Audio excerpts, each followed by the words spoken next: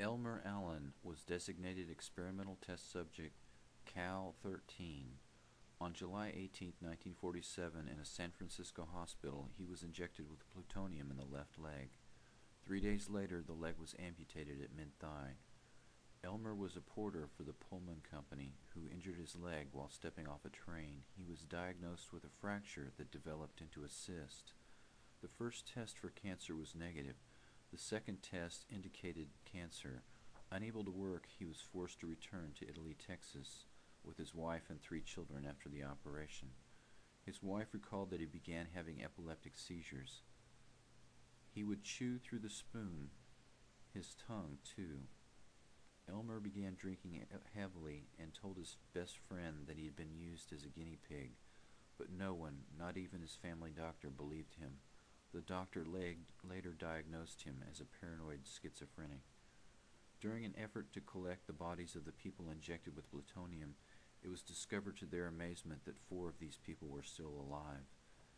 In 1943, Austin Buse, from the Center for Human Radiobiology, wrote to Elmer and asked him to be in a metabolism study. He and his wife were brought to Chicago, and Elmer's urine and feces were collected for 2 weeks as he stayed in the hospital. The trip was paid for, and Elmer received $140 plus $13 a day expenses. X-rays revealed bone damage consistent with radiation. He died in 1991. His headstone reads Elmer Allen, 1911-1947, Cal 13, 1947-1991, one of America's nuclear guinea pigs. While these secret experiments on thousands of Americans were going on in hospitals, the very public testing of nuclear weapons lasted from 1945 until the Test Ban Treaty in 1963. Approximately 253 above-ground tests were conducted in the Pacific and the U.S., in which nearly 400,000 military personnel took part. The external dose of beta radiation was measured by badges, but these were not distributed in significant numbers. The badge did not measure the dose from other external particles such as alpha, gamma, or X-ray radiation, nor did it measure the ingestion of small particles that lodge in tissues and do continuous damage. Some of the troops felt immediate effects of radiation poisoning and developed lifelong complications, while others became sick many years later. Bill Scott of Camarillo, California, was a former Air Force photographer and filmed some of the nuclear tests. According to Helena, his widow, starting in 1955, Bob had nosebleeds, backaches, and coughing attacks followed by vomiting, nausea, and upset stomach. His nosebleeds would last for days at a time. His teeth rapidly decayed and his feet became dry and scaly. In 1971, he was hospitalized for tests that found bone cancer that spread rapidly, and 6 months later he was gone. The Atomic Veterans newsletter published the following statement: "We are the victims of radiation experiments too. They exposed over 200,000 of us in over 200 atmospheric atomic and hydrogen bomb tests between 1945 and 1962. They deliberately bombed us with nuclear weapons and exposed us to deadly radioactivity to see how it would affect us and our equipment in nuclear warfare on land, sea, and air. They didn't need our informed consent because we were under military discipline. They devalued our lives, too. They made us sterile. They crippled and killed our children. They made widows of our wives, then denied repeatedly and publicly that there was ever any danger. Say the lie often enough, and people will believe it."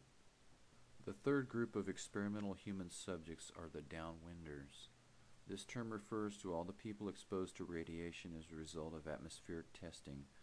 This group in essence comprises the entire U.S. and in fact the entire world. Fallout from all 2,000 nuclear tests has deposited plutonium and other radioactive substances in the bodies of every human being on Earth. At what point this experiment would prove fatal for all human life is unknown, but it is known that the human embryo is very vulnerable and that 1 to 2 rads is sufficient to cause deformity or death. Radiation fallout maps indicate that this much radiation and more has been deposited across the continental United States.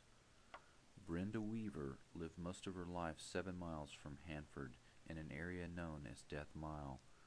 Her family always seemed sick, and she developed thyroid disease at 12 and had an ovary removed at 14. In the early 60s, the sheep on her farm were born missing legs, body parts, missing eyes. Her daughter, Jamie, was born in 1965 without eyes. Says Weaver, she has eyelashes and eyelids and tear ducts, but no eyes. It makes life difficult. It's hard to be blind. One study documents an unexplained increase in child mortality in the U.S. that began shortly after testing began and decreased when atmospheric testing ended. It was acknowledged that a full-scale nuclear exchange could have ended the human race, but it is also possible that continued testing could eventually accomplish the same result. It should be noted that underground tests vent radiation, and these tests are ongoing. The government held hearings in the 1990s and gave monetary compensation to several individuals injected with plutonium, but not the hundreds of thousands of others injured in secret testing. The government report is largely a whitewash. Few victims were compensated, and no scientist or government employee was ever punished. The institutions claimed ignorance, or that patients were fully informed, when this was patently false in all cases. They have largely dodged the responsibility for participating in these acts. After the advisory committee's final report, the children of the deceased plutonium victims had the following statements. I guess the government really won. All the culprits that planned and executed this thing got away with it.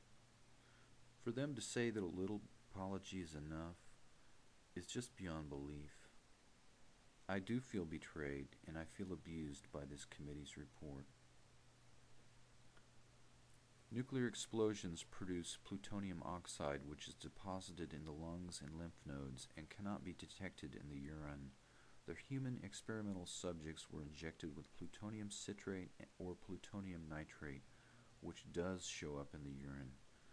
30 years of testing urine from those exposed in above-ground tests has led to thousands of useless tests that show a false negative and false evidence that could be used to claim that these human exposures were low or non-existent. The search for the biological dosimeter lasted 30 years at dozens of labs, costing millions of dollars, and produced no answer. Just how much radiation is a safe dose in the human body, and how to measure the amount the body has received is still unknown. The current answer in science is that there is no such thing as a safe dose of radiation.